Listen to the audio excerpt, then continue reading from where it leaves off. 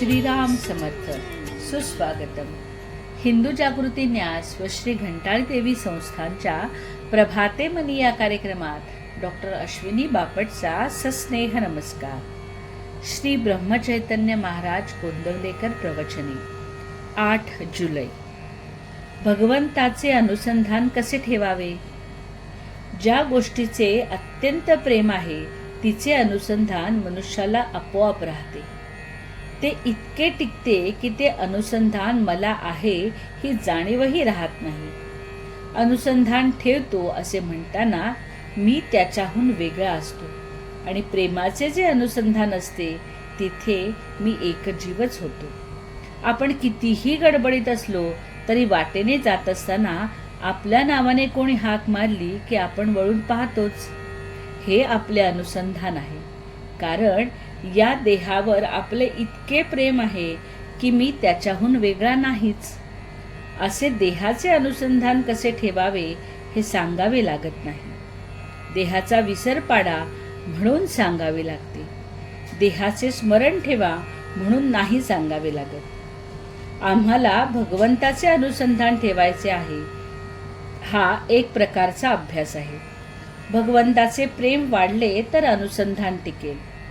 परीक्षा पास होण्याकरता जसा अभ्यास करावा लागतो तसा भगवंताचे प्रेम वाढवण्याकरता अभ्यास करणे जरूर आहे.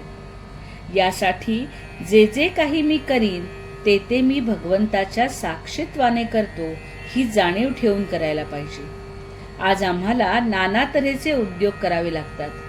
प्रपंच म्हटला म्हणजे किती गोष्टी कराव्या लागतात. त्या सगळ्या गोष्टी करीत असताना भगवंताचे स्मरण ठेवून करणे हे आपले खरे कर्तव्य आहे. सर्कशीमध्ये आपण पाहतो ना, वाघ, सिंह, घोडे, हत्ती काय जे प्राणी असतील ते खेळ खेळतात. घोडा कसा सुंदर नाचतो असे आपण म्हणतो, पण त्या घोड्याचे लक्ष प्रेक्षकांकडे नसते. त्या घोड्याचे, त्या वाघाचे, त्या सिंहाचे लक्ष आतमध्ये चाबूक उगारणारा जो मनुष्य असतो त्याच्याकडे असते ना. प्रेक्षक काय म्हणतील ते तो प्राणी पाहत नाही. आणि आपण काय करतो? भगवंत काय म्हणेल हे पाहतच नाही, जग काय म्हणेल हे पाहतो.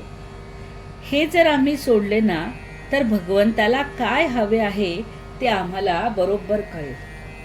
भगवंताचे स्मरण ठेवून कर्म केल्याने त्याला काय हवे तेच आमच्या हातून घडेल.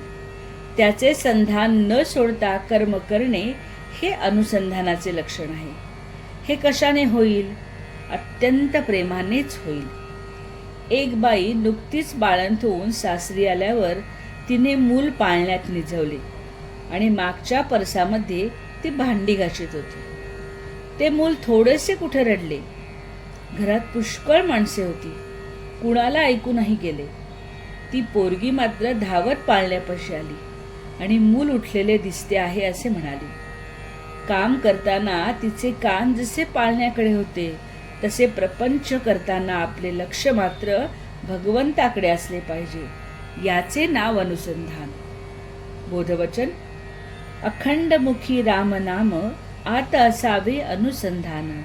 देहाने करावे प्रपंचाचे काम. मंडळी, रामरायाचे आणि श्री घंटाळी देवीचे आशीर्वाद आपल्या कुटुंबावर अक्षय राहोत. जानकी जीवन स्मरण. जय जय श्रीराम.